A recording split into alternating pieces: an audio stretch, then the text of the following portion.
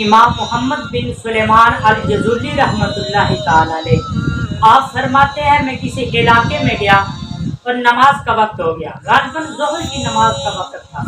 فرماتے ہیں میں پانی کی تلاش میں تھا، کافی دیر کے بعد مجھے کنواں نظر آیا۔ جب میں اس کنویں پر پہنچا تو کیا دیکھتا ہوں تو اس کنویں پر ڈول اور رسی بھی موجود نہیں اور اس کنویں کا پانی بھی بہت گہرا ہے۔ فرماتے ہیں میں یہ منظر دیکھ کر بہت پریشان ہوا، تو فرماتے ہیں میرے ذہن میں خیال آیا کہ اب پانی بھی بہت گہرا ہے، کوئی وسیلہ بھی موجود نہیں، میں اب نماز کیسے پڑھوں؟ فرماتے ہیں اس کنویں کے ساتھ جڑواں کسی غریب کا کچا سا مکان تھا اور اس مکان کی چھت پر ایک چھوٹی سی بچی 7-8 سال کی بچی کھیل رہی تھی۔ فرماتے ہیں اس نے میری طرف دیکھا اور کھیلنا چھوڑ دیا، مجھے کہنے لگی من انتا، کون ہے آپ؟ میں نے کہا انا محمد بن سلیمان الجزولی، میں محمد بن سلیمان الجزولی ہوں۔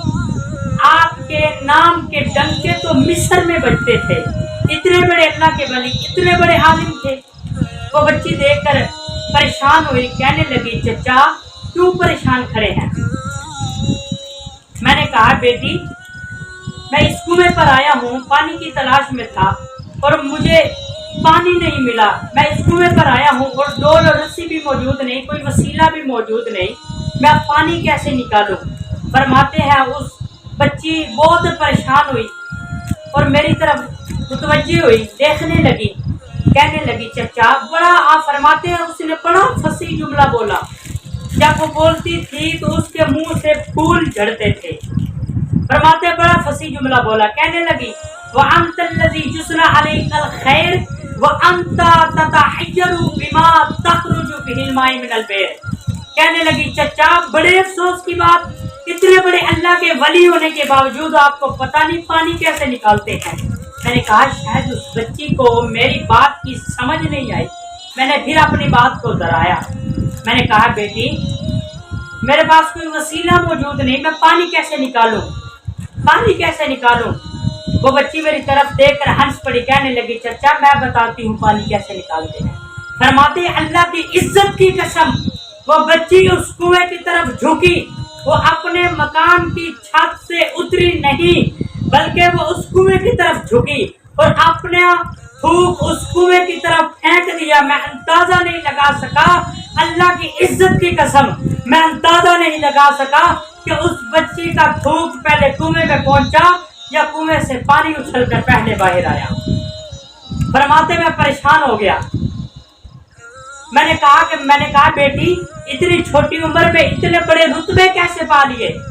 میری طرف دیکھ کر اس بچی نے کہا بیٹی میری طرف کہنے لگی چچا آپ کو پتہ نہیں اتنے بڑے رتبے کیسے ملتے ہیں؟ میں نے کہا بیٹی مجھے پتا تو ہے لیکن میں تیرے لفظوں پر قربان جاؤں، میں تجھ سے سننا چاہتا ہوں کہ اتنے بڑے رتبے کیسے ملتے ہیں۔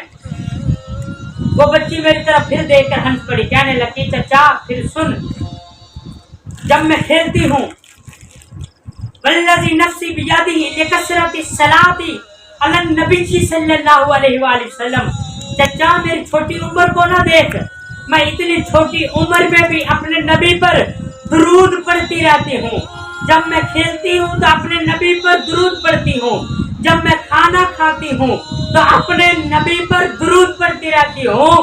چچا جو اپنے نبی پر درود پڑھے اس کی زبان میں یہ تاثیریں آ ہی جاتی ہیں۔ فرماتے ہیں اس بچی نے کہا چچا کر لے وضو۔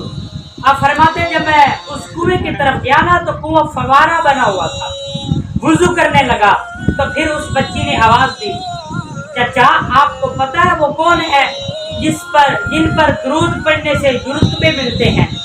میں نے کہا بیٹی مجھے پتا تو ہے لیکن میں تیرے لفظوں پر قربان جاؤں، میں تجھ سے سننا چاہتا ہوں، بتا وہ کون ہے؟ فرماتے ہیں اس نے پھر پھول جھاڑے اپنے منہ سے، مجھے کہنے لگی چچا وہ ہے، وہ اتنے کریم ہے، اگر ان کا گزر کسی میدان سے ہو جائے، اگر ان کا گزر کسی جنگل سے ہو جائے تو وحشی درندے جھاڑیاں چھوڑ کر ان کے دامن رحمت سے لپٹ جاتے ہیں۔